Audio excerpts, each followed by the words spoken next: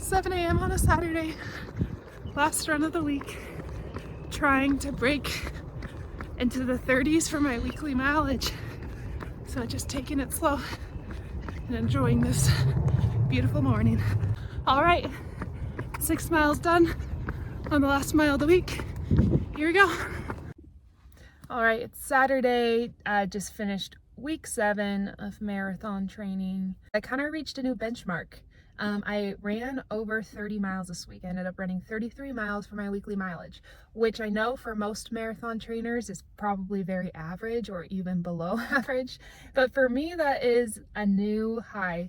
I've always been one to run in like the 20-mile range, even prior to marathon training, and I don't think I've ever gotten into the 30s, at least intentionally. So pretty proud of myself for breaking into the 30s.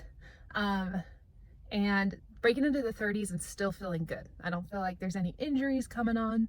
I have a good grip on my fuel, and I'm feeling pretty good on my runs. I went really slow this week, pretty much on all my runs, but I will say overall, pretty successful. So there's a quick weekly breakdown. On Monday, I did a sprint workout. What I'm starting to do with these sprint workouts or speed workouts in order to get more miles is I'll do a mile warm up and a mile cool down, which I probably should have been doing that initially. I'm not one to run extra, well, I don't know. I'm not one to run extra miles on those speed workouts. But now that it's getting to the point where I really do kind of need to make those speed workouts longer, I'm trying to do more of a thorough warm up and a cool down to add a couple miles.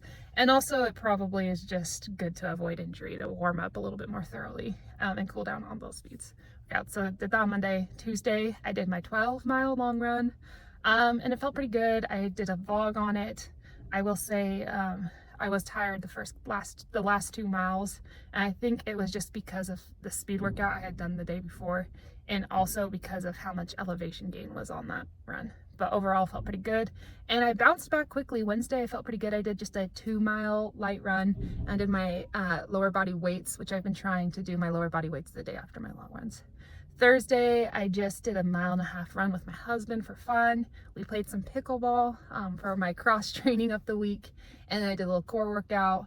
And then Friday, I just did an easy 5 miles, went super slow. And then today, wrapped up the week with 7 miles. Okay, my shout out for the week is gonna be a quick one, but I have to give a quick shout out to the people that support me with my hobbies and specifically with running. And the person that really comes to mind is my husband. Last year when I signed up for a half marathon, I begged him to do it with me because I really didn't want to do it by myself. And I also begged my sister, but we knew we were going to kind of run it at separate times.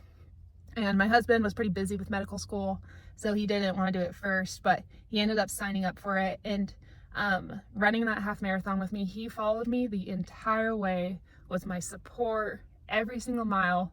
I think halfway through at about 6.5 miles, I turned to my side and my husband was gone, and I was like, haha, I finally gonna outrace you and get ahead of you. But sure enough, about a mile later, he caught up to me and was like, oh, I just had to go to the bathroom. We ended up crossing that finish line right at the same time, and that was just such an awesome day for me.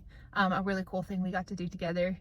And ever since I've signed up for the marathon, he's just been so on board, allowing me to go get this training in, even if it means like a little less time we have together, or a little less time for us to do like house responsibilities. He's just been so great with it, and it's really great to have somebody when you're doubting yourself or when you don't think you can do something to be like, yes, you can do it. And that's exactly who my husband is. He sees my capabilities and he gives me that confidence boost when I don't have it myself.